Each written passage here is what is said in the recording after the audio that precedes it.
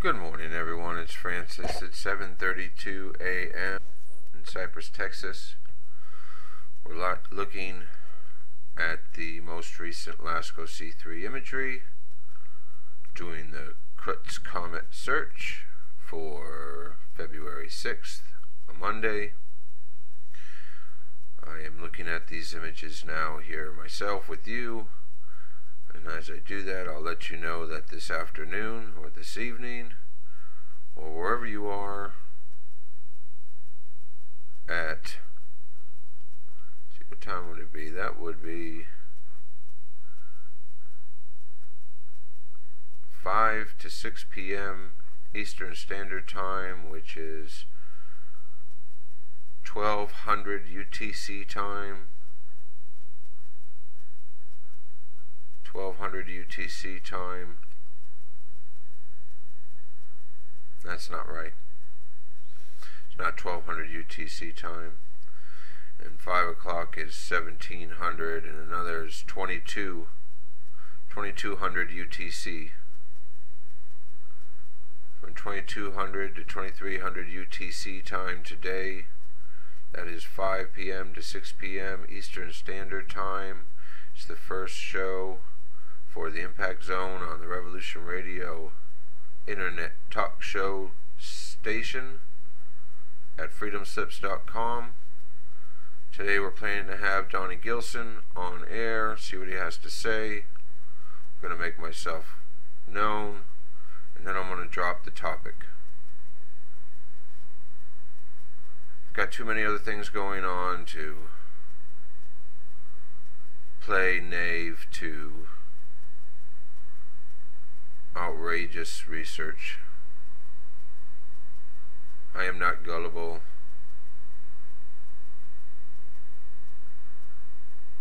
I'm not credulous.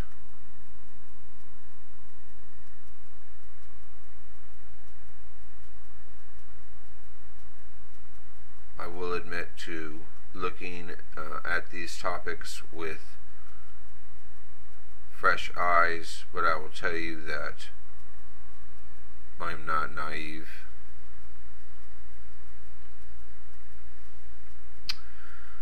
So this afternoon, gonna have Donnie on. We're gonna see where this is all gonna go. It's all gonna play itself out somehow.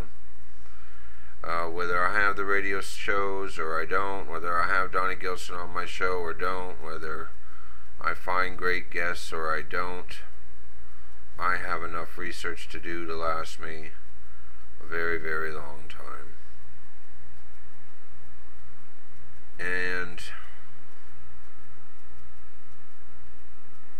my opinion, I guess, matters to me most. So outside of this, I don't see any Crux comets. I don't see anything moving.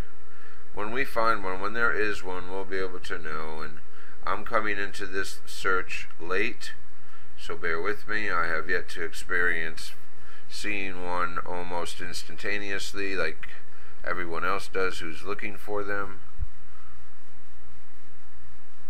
The next step will be able to find out where it is in the night sky. You'll see that somehow there's going to be able to be a way to do the astrometry by these stars being known. All these stars are known already. I just don't have an idea of where in the night sky they are right now.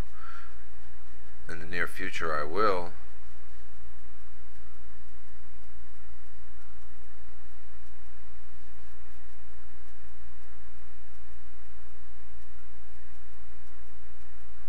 And as soon as something shows up, we'll be able to recognize it. I'm quite sure.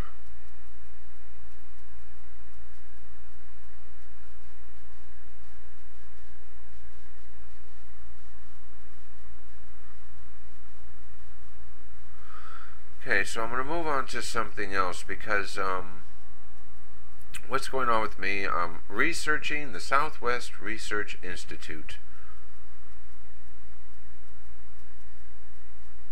Okay, and before I, here it is. Southwest Research Institute. We have offices in Boulder, Colorado. Have offices in San Antonio, Texas. I have been finding out that this is a great place to connect with people who are working on relevant space missions at this time, including our friend, your friend of mine, Don Hassler, who has agreed to come on Tuesday's show on American Freedom Radio, Cosmic Obsession Nightlife, on February 14th. We have scheduled Dr. Don Hassler, who's going to give us an update on the RAD radiation assessment detector on the Mars Science Laboratory. It is one of the missions that Southwest Research Institute is involved with, as well as the IBEX heliosphere space mission, testing the space environment where our sun's heliosphere meets up with the inner space medium of the space outside our solar system. Our solar system is protected by the sun, though it is our biggest threat and enemy. It is our biggest protector too.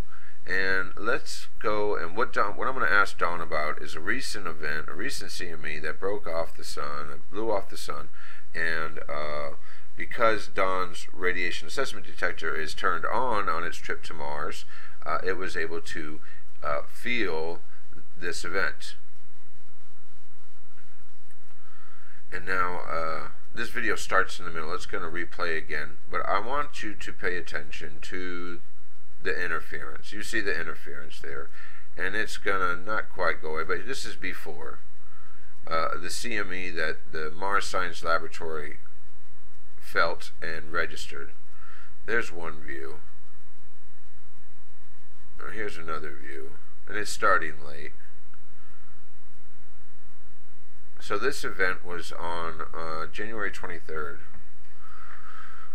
and you see all the charged particles hitting the satellite, and that's what causes all that distortion in the image. All these flying particles are literally flying particles from that Earth-facing CME solar event occurring and interacting with the satellite. And now I guess it's important to know, because we'll go back to this image here, and many times people want to look into what is all this activity all around here. Zip, zip, zip, zip, zip, zip. Well, I'm going to tell you, even while the sun is not blowing a storm our way, there are these particles emitted by the sun and other sources that are interacting with the satellite. And this is where you get all this extra activity. And the extra activity actually makes it hard.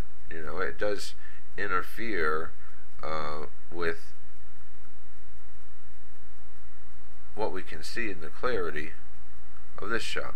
But this image is for searching for Crutch comets. You want to find things moving that are not stars. They're going to be moving against the grain in some fashion.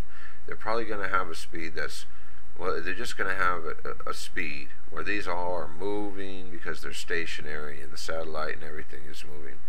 A comet is going to have its own course heading for the sun. These are just short little clips, and sometimes it is better to have a longer run because you get to see. It's hard to detect some of this motion, especially if the comet stays very dim. And this is a very short run, so they're just skipping back and forth. But okay, I'm going to stop this. And we're going to come back up here.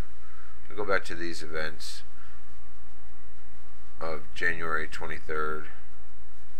And this is the information that Don Hassler, this is the event that this is about. So this came on January 27th, so it's 4 days later. Their Southwest Research Institute led RAD measures radiation from solar storm. That solar storm we just saw. And what's interesting to note is that this Curiosity rover, which is heading to Mars, has a detector on it which can measure these things. And I mean, it's measuring, and they're going to compare it to environments for manned space missions, yes, it's a great chance for them to see what a manned space mission to Mars might encounter, because what if there was an astronaut on that spaceship? That is a person interacting with that. I haven't looked at all these. Moving measuring radiation en route to Mars, moving measuring radiation to Mars.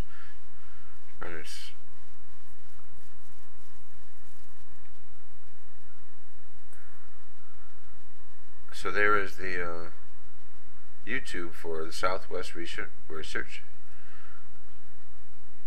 There's Don Hassler. Hey, Don.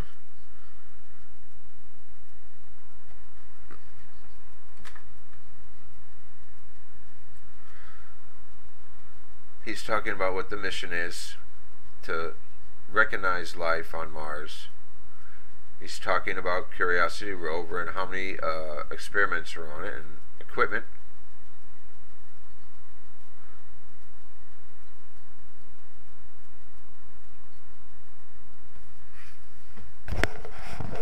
We'll start that again. Let's take this out. I'm going to stop this. We're going to start it again. That was good. See if we can get Don in here.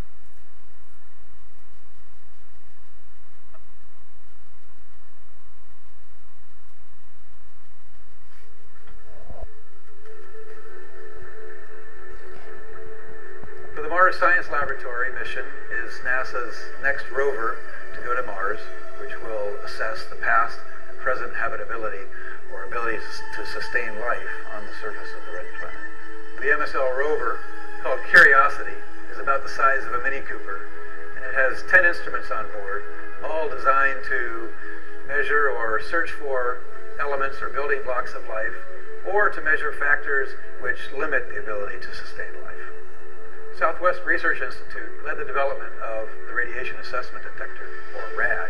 RAD is an energetic particle analyzer, which will measure both charged particle and neutral particle radiation, both on the surface and in space. RAD is about the size of a coffee can and weighs about 3 pounds, and has the capability of many instruments on Earth, which are about 10 times the size. On Earth, we're protected from the radiation environment in space, both by our atmosphere as well as the magnetic field, or a magnetosphere, which provides a buffer from the charged particles which would otherwise hit the surface. Mars is different, both because its atmosphere is only 1% the thickness of Earth, and it doesn't have an inherent magnetic field to repel the charged particles. So there's two primary sources of radiation which are important on the surface of Mars. Galactic cosmic rays, which are high energy particles coming from supernova remnants far off in the galaxy, and then there's solar energetic particles which come from the sun during solar maximum or around solar maximum, which are the result of solar storms or coronal mass ejections on the surface of the sun. RAD will measure the radiation environment on Mars as a limiting factor to life or habitability, as well as to be used as a planning tool for future human exploration of Mars. RAD will measure the radiation environment both on the surface of Mars and on the long journey between Earth and Mars, because both contribute to the radiation environment that an astronaut will see on a future human mission.